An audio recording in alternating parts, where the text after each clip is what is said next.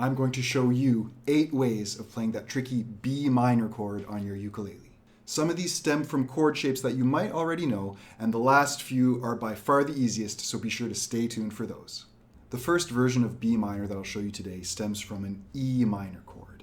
E minor is often played like this in the 2nd fret, a little staircase there, the diagram here will help. You could also play it with fingers 3 and 4 up above on the 3rd and 4th strings, and that's an E minor chord. Now, shapes like this that have no open strings are always going to be movable. You can change frets and it would change the name of the chord or the way the chord sounds. You end up in a different key. So if I play this E minor shape like this in the 3rd fret, that becomes an F minor chord. So many of you might find that easier than this open shape for F minor that can be a little tricky, but the E minor shape in the 3rd fret is F minor, and if you base your index in the 5th fret like this, that would be a G minor chord.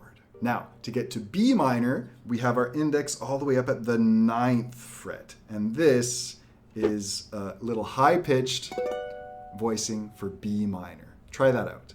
So we have B minor right here in the 9th fret. The diagram should help. Now, an easier version of this one would be to use only the bottom 3 strings, and this is a bit of a recurring theme in this video, you'll see. But if I strum only the bottom 3 and press the bottom 3 here, like I can do for E minor, but I don't want to strum the 4th string, only the bottom 3, is a nice, easier version of B minor that's very high-pitched. The next version or voicing of B minor that I'll show you stems from the G minor chord. So G minor is played like this. You can strum all the strings, but if I change my fingering and do it this way, okay, a nice G minor, and I slide it to the 3rd fret, that would be an A minor chord, similar to our good old open A minor, but I can do it like this. It's different, but also an A minor. And then if I bring it to the 5th fret, that's our B minor. So this voicing here works really well, sounds beautiful, and some might find it easier than the barred version of B minor we'll see in a second here. So this would be B minor, and I could slide it 1 fret higher to the 6th, for example, and that would be a version of C minor. So again, allowing you to avoid a bar, this is C minor. So if we go back to the 5th fret, and remove that top finger, I'm going to change my fingering around like this. So it's the same fingering as we would use for G minor at the 5th, and strum only the bottom 3 strings. That's an easier version of B minor. Bottom 3 strings right there. You could totally get away with that.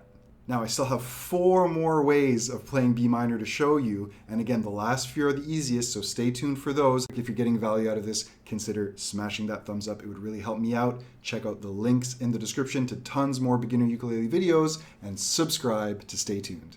Probably the most common way of playing B minor would be to bar the 2nd fret and add your 3rd finger up on the 4th string, 4th fret. That's a beautiful B minor chord. It's a little more challenging, okay? It's tricky to bar with a straight index and round that 3rd finger. You could bar 4 strings, clamping down like that with a nice straight index, thumb in the middle of the neck like that, and strum all the strings.